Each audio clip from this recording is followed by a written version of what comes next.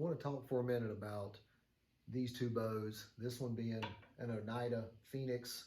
This is a 2022 version, and this is a Matthews Triax that I purchased around 2018. Obviously, this type of compound bow here is the typical compound bows that most manufacturers are doing and making, and this is obviously something a little bit different. When you think about these manufacturers of these type of compound bows, what do they typically do? Every year, it's the newest, latest, greatest version of basically the same thing.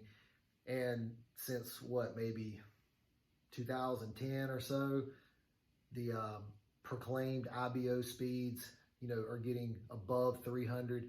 So, maybe in the early days of the compound bow game, all the advancement of new products every single year help for the more rapid development of what we have as the modern compound bow. But how much further is it going to go now? It's the Oneida type bow.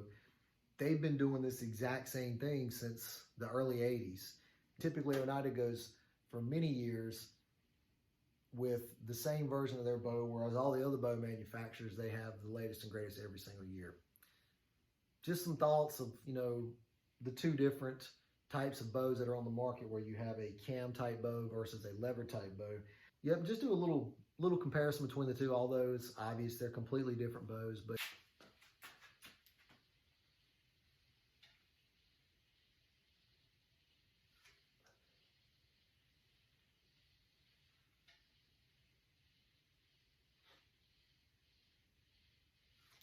the Oneida has a very smooth linear type draw, not like a compound bow where you have the heavy pull, then the dump where you rotate the cams over.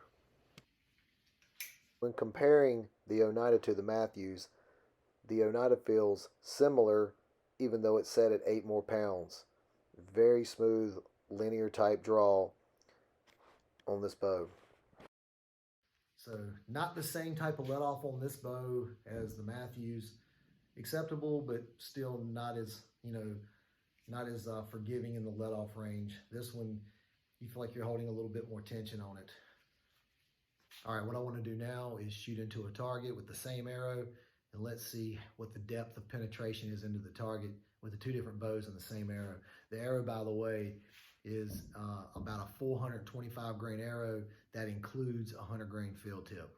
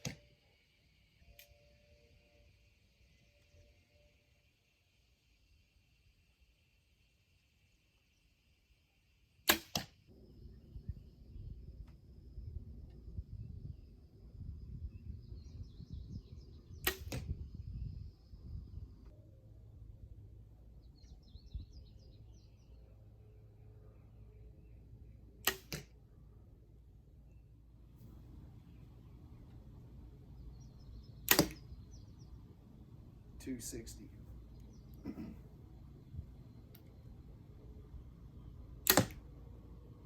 263.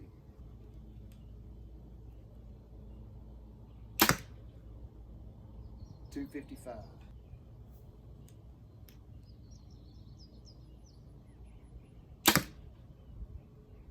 252. So there we go, just some simple basic stuff, seeing how one bow performs against another bow.